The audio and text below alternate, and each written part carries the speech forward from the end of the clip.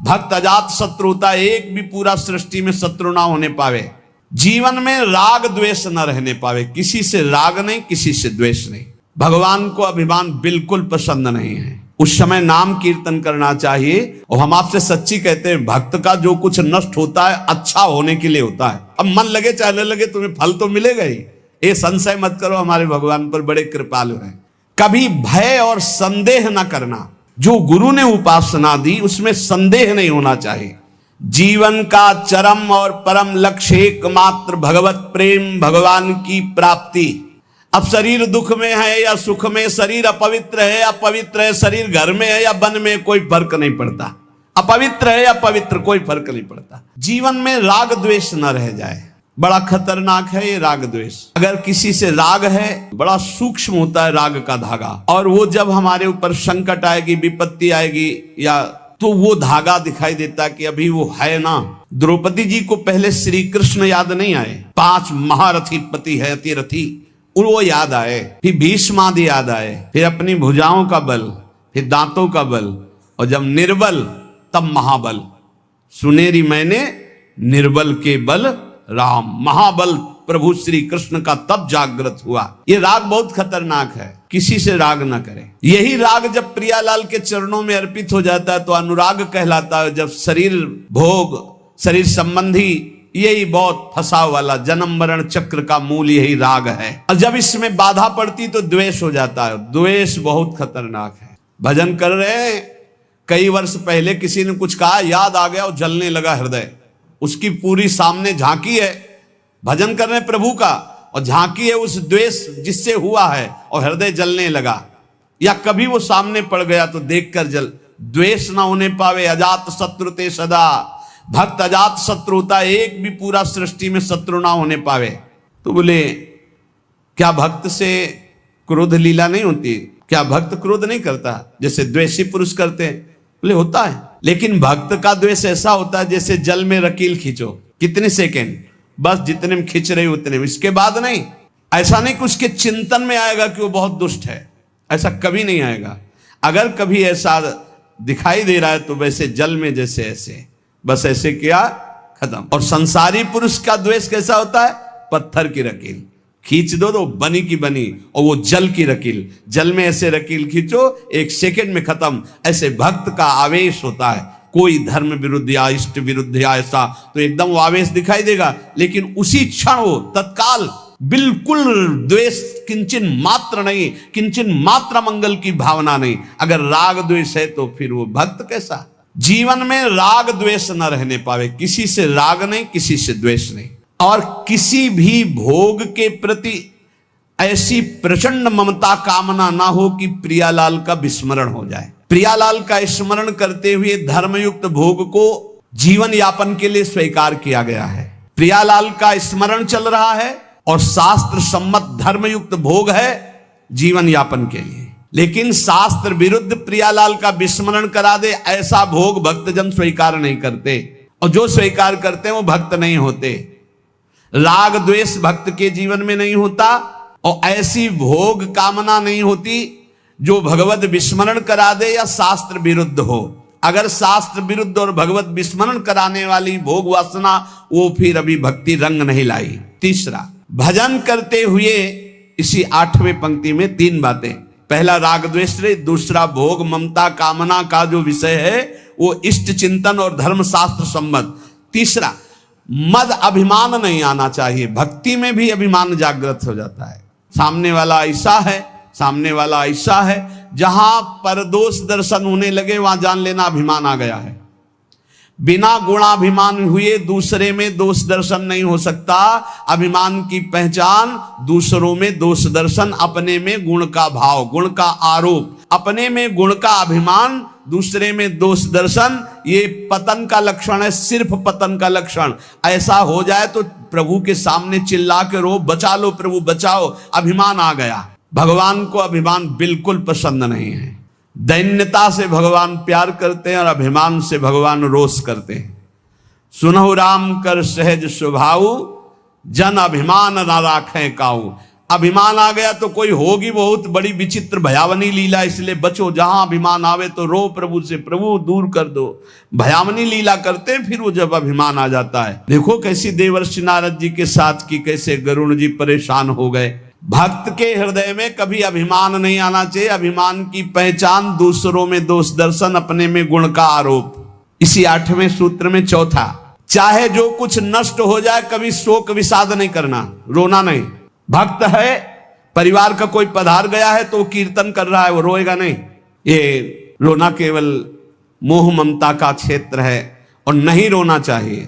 जब अब गीता जी का पीछे व्याख्या चल रही थी तो जो रोज सुनते हैं उनको याद होगा, रोने वाले के आंसू और नाक लार सब उस जीवात्मा को पीना पड़ता है जो पधार गया है।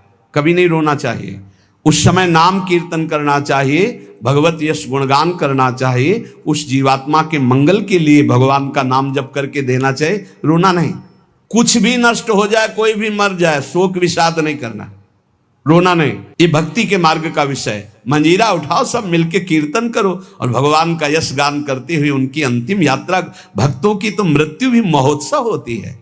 संसारी लोगों के लिए छाती पीटते हैं लोग, उनके मरे हुए व्यक्ति की छाती में नहीं ऐसे पीटते हैं, वैसे पीटते हैं।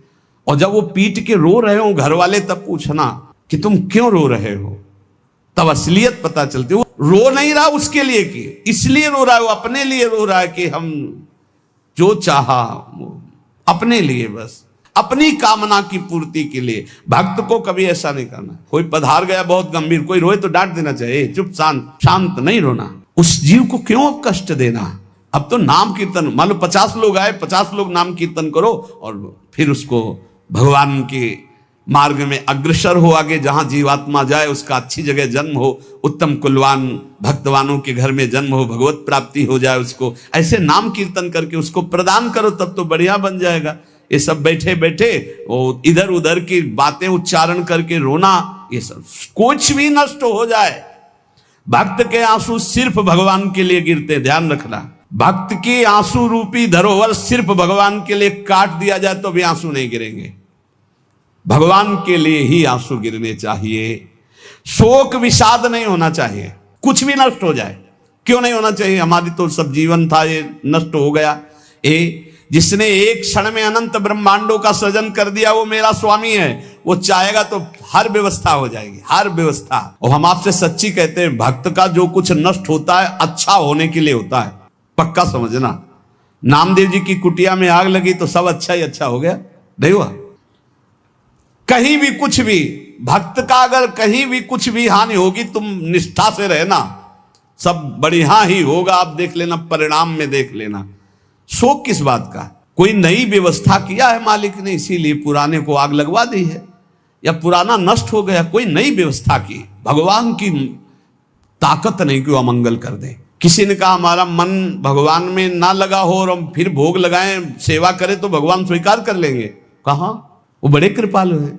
अरे पूरे समय मन नहीं लगा, लेकिन आपने कहीं ना कहीं मन में तो ये बनाया था कि भगवान को हम भोग लगा ले जा रहे हैं। इतनी भी ना तो श्रद्धा थी पाई भर, ना कोई भगवान से अपनापन था। स्तनों में जहर लगाया था भगवान को मारने के लिए, और भगवान ने फल दिया यशोदा मैया को जो मिलता है। ऐसे तो हमारे कृपालु भगवान है। तुम दूध का भोग लगाने सही में जा रहे हो, अब मन लगे चाहे लगे तुम्हें फल तो मिलेगा ही। ये संशय मत करो, हमारे भगवान पर बड़े कृपालु हैं। शोक विषाद का विषय भक्त का नहीं होता। किसी के मर जाने पर, या किसी के नष्ट हो जाने पर, या किसी के छूट जाने पर। अमुक ने हमको छोड़ दिया, बड़ी कृपा की, क्यों। अब हमारा सहयोगी मित्र कौन होगा, भगवान। पक्का समझो, अगर हम किसी से अपनापन करते हैं तो सिर्फ भगवान के भाव से करते हैं। मेरे प्रभु आप इस हृदय मंदिर में बैठे, इसलिए मैं आप, बस और कोई संबंध नहीं, केवल एकमात्र प्रभु ही वही हैं। उसी रूप कितने हैं, लेकिन स्वरूप एक ही है। सब में वही हमारे युगल सरकार विराजमान है। और इसमें 5वीं बात, 8वें सूत्र में 5वीं बात, कभी भय और संदेह न करना। कभी भय न करना, किसी की किसी भी तरह से प्रतिकूलता देने पर डरो मत, तुम्हारे रक्षक भगवान हैं। बोले हमारी तो प्रिया जो है नील कमल हाथ में लिए हुए हैं, अब ना तो तलवार है ना गदा है, कैसे रक्षा करेंगे। तो जो ये सब बड़े बड़े दिव्यास्त्र हैं, जो जानने वाले हैं तो 19 चरण चिन्ह प्रिया और लाल 19 चरण चिन्ह है। ये चरण चिन्ह अपने भक्त जनों की रक्षा के लिए, इन्हीं में सुदर्शन चक्र, इन्हीं में कौमोदकी गदा, इन्हीं में सब कुछ विराजमान है। भक्त की रक्षा के लिए प्यारी जो की चरण चिन्ह बलवान। वृंदावन दास चाचा जी ने बड़ी महिमा चरण चिन्हों की वर्णन की, कभी अवसर आएगा तो सुनाएंगे। हमें भय नहीं करना और हमें संदेह नहीं करना, पता नहीं भगवान ऐसा करे कि ना करे, पता नहीं प्रिया जो आगे ऐसा संभाले कि ना संभाले। भजन तो करते हैं, पता नहीं भगवत प्राप्ति होगी कि नहीं।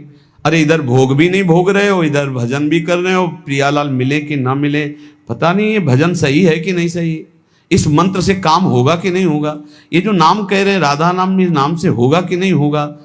संदेह न करे, संशय न करे। देखो राधा नाम तो वृंदावन में व्याप्त है और हमारे रस ग्रंथों में व्याप्त है। संदेह शब्द नहीं होना चाहिए उपासना में। जो गुरु ने उपासना दी उसमें संदेह नहीं होना चाहिए। और पांचवा, इस 8वें सूत्र में पांचवा, असूया, दूसरों के गुणों में दोष देखना, चुगली करना और ईर्ष्या, इनसे बहुत दूर रहना चाहिए उपासक को। ईर्ष्या बहुत बुरी है। कंचन तजना सहज है, सहज तिया का नेह, मान बड़ाई ईर्ष्या दुर्लभ तजनाए। ईर्ष्या बहुत बुरी है, मतलब ये जलाती रहती है हृदय में, ये बहुत बड़ी आग है। एक जिससे ईर्ष्या उसको प्रणाम करो उससे नष्ट हो जाएगी। इसके नष्ट करने का उपाय एक ही है, जिससे ईर्ष्या उसको बार बार प्रणाम करो, बार बार। और वो तुम्हें कितना भी कड़ुआ बोले तुम बुरा मत मानना, तो तुम्हारी ईर्ष्या नष्ट हो जाएगी नहीं। ईर्ष्या बेमतलब जलाती रहती है। और किसी के गुणों में दोष ना देखे, किसी की चुगली ना करे। सुनो ऐसे से कुछ लोगों का स्वभाव होता है, उनका भोजन ही नहीं पचेगा जब तक 2-4 की बुराई नहीं कर लेंगे। सुना तुमने ऐसे से ऐसा नहीं, हमने तो नहीं। अरे मतलब ऐसे गूढ़ विषय की चर्चा मानो ब्रह्म साक्षात्कार करा देंगे। ऐसे लोगों से बचना चाहिए जो दूसरों की निंदा चुगली करते हैं। निंदा चुगली करने वालों को ऐसा लगता है जैसे चक्रवर्ती सम्राट पद में बैठाल दिए जाएंगे, जब 2-4 उनको मिल जाए सुनने वाले। फिर जैसे कोई भगवत प्रेमी महात्मा खूब सरस भगवान की चर्चा करे, ऐसे ये द्वेषी जन होते हैं। ये निंदा बहुत संभाल संभाल करके, कहीं भी चूक ना होने पावे, पूरी निंदा। तो ऐसे लोगों से बचे। चुगली करना, दूसरे के गुणों में दोष देखना और ईर्ष्या करना। भगवदानंद का जो तारतम्य वर्णन करते हैं शास्त्र हमारे, पहली बात तो ये कहते हैं कि कोई भी कुछ भी करता है तो अपने सुख के लिए करता है। हमें सुख प्राप्त हो इसलिए, वो किसी और के लिए नहीं करता। नावा अरे पत्यु कामाय पति प्रियो भवति, आत्मनस्तु कामाय पति प्रियो भवति। नावा अरे जायाय कामाय जाया प्रिया भवति, आत्मनस्तु कामाय जाया प्रिया भवति। उपनिषद अर्थात वेद ऐसा कहते हैं, यहां परस्पर जो प्रीति है वो अपने सुख के लिए है, कोई किसी के सुख के लिए प्यार नहीं करता। जैसे नावा अरे पत्यु कामाय पति प्रियो भवति, अगर पत्नी पति से प्रीति करती है तो अपने सुख के प्रयोजन से करती है, पति के सुख का लक्ष्य नहीं होता। नावा अरे पत्यु कामाय पति प्रियो भवति, वो पति को प्यार करती है तो अपने सुख के लिए करती है। ऐसे ही आत्मनस्तु कामाय पति प्रियो भवति, यदि पति पत्नी से प्यार करता है तो अपने सुख के लिए करता है। जहां अपने सुख में बाधा हुई वहां कोई प्यार दिखाई नहीं देगा। अपने सुख के लिए ही सब जीव प्यार करते हैं, सब क्रियाएं करते हैं, सब विचर रहे हैं केवल अपने सुख के लिए। नावा अरे जायाई कामाय जाया प्रिया भवति, आत्मनस्तु कामाय जाया प्रिया भवति। इसी तरह से जो पुत्र वित्त जो भी सुख है वो अपने सुख के लिए है। हमें सुख मिलता है इसलिए हमें पुत्र प्रिय है, पुत्री प्रिय है, धन प्रिय है, मकान प्रिय है, हमें सुख मिलता है। जिस दिन हमें सुख मिलना बंद हो गया हमारा प्यार कहीं नहीं रह जाएगा। अब ये सुख का तारतम्य देखना है कि वास्तविक क्या इनमें सुख है। देखो यहां कह रहे हैं नावा अरे पत्यु कामाय पति प्रियो भवति, पति प्रिय नहीं है, पति से कामना की पूर्ति होती इसलिए प्रिय है। ऐसे कितने उदाहरण हैं, पुत्र के लिए, पत्नी के लिए, माता पिता के लिए, अलग अलग संबंधों में। हमारा शास्त्र कहता है हम केवल सुख से प्यार करते हैं, सुख से, अपने सुख से। अगर हमको दुख का संबंध दिखाई देने लगे तो सब संबंध छोड़ दें। और सुख है नहीं, केवल सुख की छाया में फंसा करके ये माया हमें बांधे हुए है। जिसे तुम सुख समझते हो ये सुख नहीं, सुख की छाया है, समझ पड़ती नहीं, ये गिरधर की माया है। जैसे किसी व्यक्ति की छाया को पकड़ने चलो, कभी पकड़ में नहीं आएगा, क्योंकि वो व्यक्ति की छाया है। तो ये सुख की छाया सी दिखाई देती मृत्यु लोक में या ब्रह्मा के द्वारा रचे हुए अन्य लोकों में। सुख तो सुख सिंधु भगवान के नाम रूप लीला धाम में है। इस सुख का तारतम्य वर्णन करते हुए कहते हैं कि सबसे बड़ा सुख जो आनंद सिंधु सुख राशि, सीकर तय त्रैलोक सुपासी। सीकर कहते हैं एक बूंद जैसे ऐसे मारो, उसमें जो छोटे कण निकलते हैं उसे सीकर कहते हैं। आनंद समुद्र भगवान के एक बिंदु के, एक सीकर के सुख से पूरा त्रिभुवन सुपास, पूरा त्रिभुवन सुखी हो रहा है। जो सुख का आभास भी मिल रहा है वो सच्चिदानंद भगवान है, इसलिए सुख का आभास मिल रहा है। शास्त्र कहता है यदि आनंद की प्राप्ति करनी तो आनंदो ब्रह्मेति व्यजानात्, आनंदाद्धेव खल्विमानि भूतानि जायन्ते, आनंदेन जातानि जीवन्ति, आनंदम प्रयन्त्यभि संविशन्ति। वेद कहता है आनंद से ही हमारी उत्पत्ति हुई है। हम आनंद सिंधु भगवान के अंश हैं, इसलिए सहज सुख राशि, चेतन अमल सहज सुख राशि। आनंद ब्रह्म है, उसी आनंद ब्रह्म से हमारी उत्पत्ति हुई, अर्थात हम उसके अंश हैं। हमारा स्वरूप भी आनंद स्वरूप ही है और आनंद की ही हम खोज कर रहे हैं। आनंद के लिए ही हम कर्म कर रहे हैं, आनंद के लिए ही हमारा जीवन है। पर हम आनंद में प्रविष्ट होना नहीं जाने कि आनंद है कौन सा। हम समझते हैं शरीर में आनंद है, पुरुष शरीर में, स्त्री शरीर में, अमुक धन में, अमुक भोग में, अमुक क्रिया में। आज तक किसी को आनंद नहीं, ग्लानि और पश्चाताप प्राप्त हुआ। आनंदम ब्रह्मणो विद्वान न बिभेति कुतश्चन, आनंदो ब्रह्मेति वजानात्। जो परमात्मा है, योगी जन जिसे परमात्मा कहते, ज्ञानी जन जिसे ब्रह्म कहते हैं, भक्त जन जिन्हें भगवान कहते हैं, प्रेमी जन जिन्हें लाडले कहते हैं, वो आनंद स्वरूप हैं, वो सुख समुद्र हैं। भयग्रस्त प्राणी जब तक इनकी शरण में नहीं आएगा तब तक कुछ भी कर ले वो आनंद को प्राप्त नहीं हो सकता। हमारा सब जगने से लेकर सोने तक और बाल्यावस्था से लेकर के वृद्धावस्था तक और जन्मने से लेकर मरने तक एक ही चेष्टा है कि मुझे आनंद मिल जाए, क्योंकि हम आनंद के अंश है, आनंद की खोज कर रहे हैं। यदि तत् सुकृतम रसो वैशः रसम हृवायम लब्ध्वानंदी भवतु। वो परमात्मा स्वयं रूप तत्व रूप है, पूर्ण रस स्वरूप है, और जो इस रस स्वरूप परमात्मा को जान लेता है वो ब्रह्मानंद में डूब जाता है, वो आनंदमय हो जाता है। हम आनंद की खोज कर रहे हैं भोगों में। वो वेद शास्त्र पुराण ऋषि मुनि क्या कह रहे हैं कि आनंद स्वरूप परमात्मा है, और जो उस परमात्मा रस स्वरूप परमात्मा का अनुभव कर लेता है, जान लेता है, वही आनंद को प्राप्त होता है। देखो, आनंद का तारतम्य बतलाते हुए श्रुति कहती है इस मृत्यु लोक में युवावस्था हो, जवान शरीर हो, श्रेष्ठ आचरण हो, वैदिक सिद्धांतों को जानने वाला हो, अपने इंद्रियों के शासन में कुशल हो, सफल कर्मण्यता हो, शरीर में कोई रोग न हो, बड़ा सुंदर हो, बलवान हो, खूब सुदृढ़ शरीर हो, धन संपत्ति हो, मनमानी भोगानंद प्राप्त करने के लिए सुंदर हर वस्तु उसके पास हो, सुंदर स्त्री, वैभव, हर सब कुछ। इसे कहते हैं एक मानुषानंद मृत्यु लोक का। सुनते जाना, इसे कहते हैं मानुषानंद। और जब कोई उत्तम कर्म करता है, शुभ कर्म करता है, तो उत्तम कर्म करके वो गंधर्व योनि को प्राप्त होता है, उसको मनुष्य गंधर्व कहते हैं। इस मनुष्य गंधर्व को मानुषानंद से 100 गुना बढ़कर आनंद प्राप्त होता है।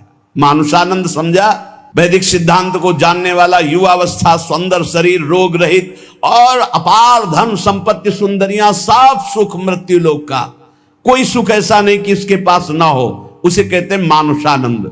उस मानुषानंद से उत्तम कर्म करके जो गंधर्व योनि को प्राप्त हुआ उसे मनुष्य गंधर्व कहते हैं। उस मानुष गंधर्व को मानुषानंद से 100 गुना बढ़कर सुख मिलता है मानुष गंधर्व को।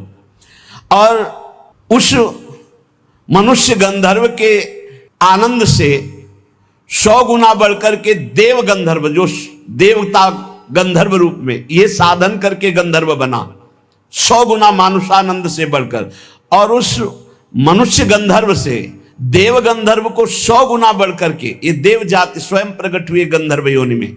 इस आनंद का 100 गुना आनंद बढ़ करके पितृलोक में जो वास करते हैं पितरों को, उनसे 100 गुना आनंद जो स्मृति शास्त्रोक्त कर्मों का आचरण करके यज्ञ आदि करके उसके फलस्वरूप देवता बने, उन्हें अजानज देवता कहते हैं।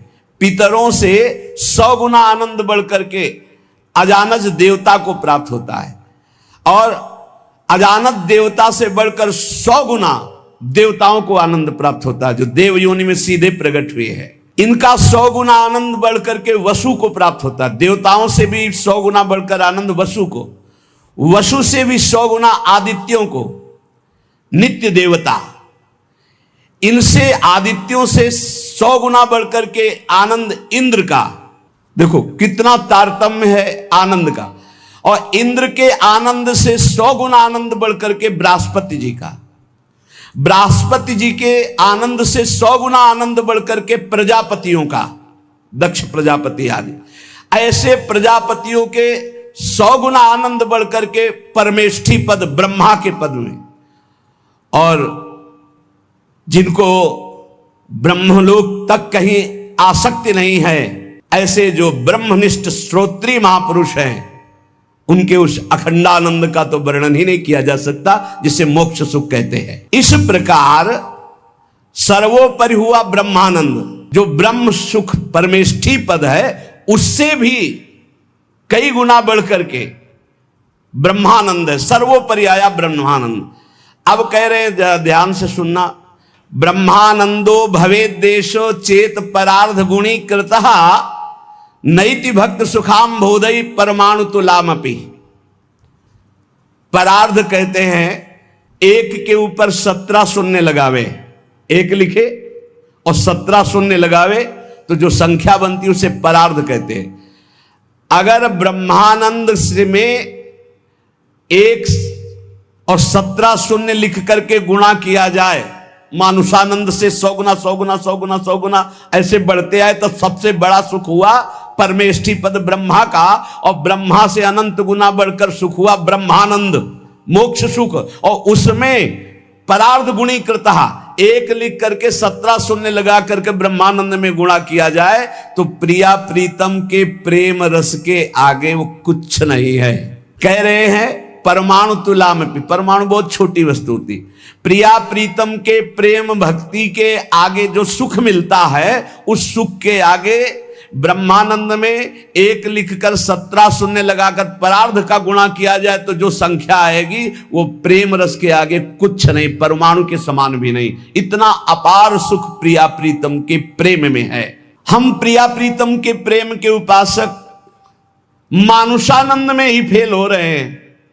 गंधर्वानंद, अजानज देवता, फिर देवता, वसु, आदित्य, फिर देवराज इंद्र, बृहस्पति, प्रजापति, ब्रह्मा का सुख, और फिर ब्रह्मानंद, और फिर ब्रह्मानंद से भी परार्ध गुणीकृता, ये प्रिया प्रीतम का प्रेम वो परमाणु तुल्य भी नहीं है।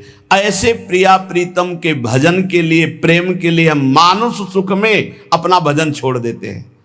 हमारी क्या स्थिति है? इसलिए उपासक को चाहिए कि अखिल विकार शून्या नित्यानंदमयी भोग त्याग समर्पितात्मा अचिंत्यानंद दिव्य परमानंद स्वरूपा प्रीति पराकाष्ठा स्वसुखानुसंधान कल्पना लेस शून्या श्याम विदुवदन चकोरी श्री कृष्ण मनोमनस्विनी श्री कृष्ण प्राण प्राणा ऋषि मुनि मना कर्षक चित्ताकर्षणी श्री कृष्ण हृदया, श्री कृष्ण जीवना, श्री कृष्ण स्मृति रूपा, श्री कृष्ण सुखई कमना, श्री कृष्णानंद प्रवर्धनी, श्री कृष्ण प्राणाधिदेवी, श्री कृष्णा आराध्या, श्री कृष्णा आराधिका, नित्य कृष्णानुकूल्यमयी, श्री कृष्ण प्रेम तरंगिणी, श्री कृष्ण अर्पित मनोबुद्धिर, श्री कृष्ण सेवामयी, श्री कृष्णास्या, श्री कृष्णाश्रिता, श्री कृष्ण कीर्ति ध्वजा, श्री कृष्णात्म स्वरूपा श्री लाडली जी की उपासना में अपना अस्तित्व मिटाना होता है।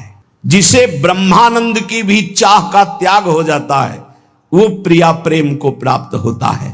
इसलिए उपासक को चाहिए कि पहले अपना लक्ष्य दृढ़ करे। जीवन का चरम और परम लक्ष्य एकमात्र भगवत प्रेम, भगवान की प्राप्ति। ध्यान दीजिए, प्रियालाल की उपासना में सबसे पहले उपासक को दृढ़ निश्चय करना है, आशा बंधा, दृढ़ आशा, इसी जन्म में मुझे प्रियालाल का प्रेम प्राप्त होगा, इसी जन्म में हम प्रियालाल को प्राप्त होंगे, पक्का। बुद्धि केवल प्रियालाल के विषय में ही विचार करे। जीवन भर हमारा एक ही कार्य है साधना का, मय्येव मन आधत्स्व मयि बुद्धि निवेश है। प्रियालाल में मन लगाना है, प्रियालाल में बुद्धि लगानी। बुद्धि का काम है निश्चय करना, मन का काम है संकल्प विकल्प करना। अब निश्चय तो हमारा दृढ़ हो गया कि प्रियालाल ही हमारे हैं, निश्चय हो गया कि सुख है प्रियालाल में, बस ये झूठे संसार में नहीं। अब संकल्प विकल्प करने वाले मन को रूप के प्रियालाल के नाम में, रूप में, लीला में, धाम में लगाना है। श्री भगवत ऋषि जी महाराज कह रहे हैं, हम शिष्य श्यामा श्याम के गुरु, हम श्यामा श्याम। बड़ी ऊंची स्थिति की बात कह रहे हैं। ये तभी होती जब हमारा मन और बुद्धि का निश्चय केवल श्यामा श्याम में है। देखो, ये गुरु शिष्य का संबंध प्रियालाल से संबंध दृढ़ होने के लिए है। वही श्यामा श्याम अपने स्वरूप का प्रकाश करने के लिए, प्रेम का प्रकाश करने के लिए, मार्ग का ज्ञान कराने के लिए गुरु रूप में विराजमान होते हैं, और कोई दूसरा नहीं। गुरु गोविंद न भेद कराए। लेकिन यह बाहरी व्यवहार का क्षेत्र नहीं गुरु शिष्य का, ये शुद्ध परमार्थ का संबंध है। इसमें लौकिकता की गंध भी नहीं है। इसीलिए कह रहे हैं हम किसी और के न शिष्य हैं और न किसी के गुरु हैं। हम देहाभिमानी गुरु चेला नहीं है। चेला काहू के नहीं, गुरु काहू के ना है। सखी लड़ैती लाल की रहत महल के माहे, रहे महल के माए टहल सब करे निरंतर, दंपति अत्यकुलाए पलक कहूं पर जो अंतर। भगवत भगवत कहां करे नहीं, हम बिनु केला ताते हम परिहरे देह मानी गुरु चेला। ये देह मानी संबंध नहीं है।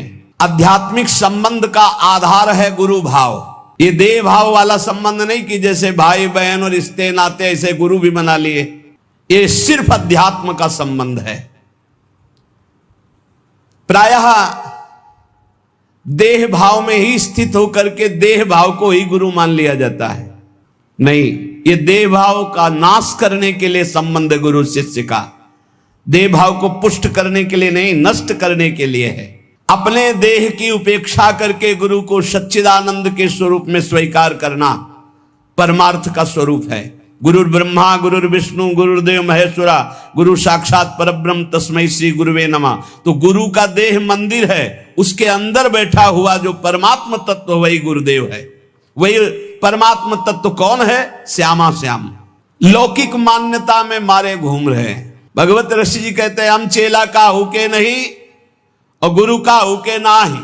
देहाभिमानी ना हम गुरु हैं और ना देहाभिमानी हम चेला स्वीकार करते हैं। हम सखी लड़ैती लाल के रहत महल के माही, रह महल के माई टहल सब करे निरंतर। रात दिन अपनी प्यारे जू की सेवा में रहते।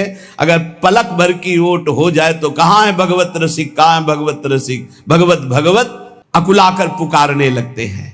भगवत भगवत कहां करें नहीं हम बिनु केला, हमारे बिना वो केल ही नहीं करते। ताते हम परिहरे देह मानी गुरु चेला। आज जो है संसार में यही फैल रहा है। जैसे और संबंध ऐसे गुरु संबंध बना लिए। गुरु संबंध केवल अध्यात्म के लिए, भगवत प्राप्ति के लिए, ऐसा नहीं। अंधे का हाथ पकड़कर चलने वाला अंधा दोनों कुएं में गिरते, दोनों मार्ग भटक जाते हैं। हमारा गुरु संबंध केवल अध्यात्म के लिए, अध्यात्म भगवत प्राप्ति श्यामा श्याम के लिए, और वहीं देह भाव का विस्मरण करने का सौभाग्य मिलता है गुरु चरणों में। जब उनकी आज्ञा में हम रहते हैं तो हमारा अहम नष्ट हो जाता है। पर किनकी आज्ञा में? जो देह मानी नहीं, जो स्वरूप बोध प्राप्त है, जो शब्द ब्रह्म पार ब्रह्म के अनुभूत महापुरुष हैं, जो प्रियालाल के अनुरागी जन हैं, वो प्रियालाल और उनमें किंचन मात्र भेद नहीं है। इसीलिए हम शिष्य श्यामा श्याम के और गुरु हम श्यामा श्याम। कितनी ऊंची स्थिति! भगवत रसिक जी कह रहे हैं हम शिष्य हैं श्यामा कुंज बिहारी के और हम गुरु भी हैं श्यामा श्याम के।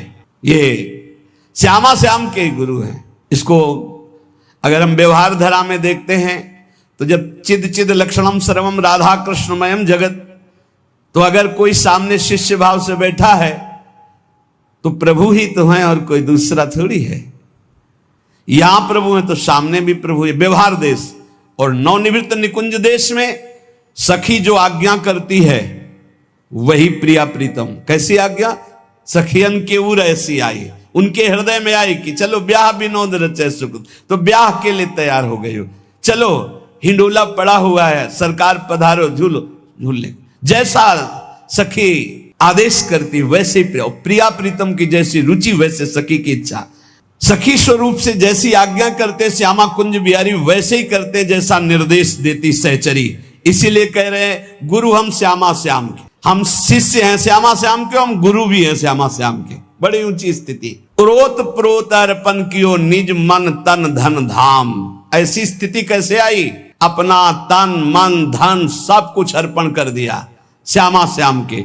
तब समझ में आया कि गुरुदेव श्यामा श्याम गुरुदेव, दूसरा नहीं है।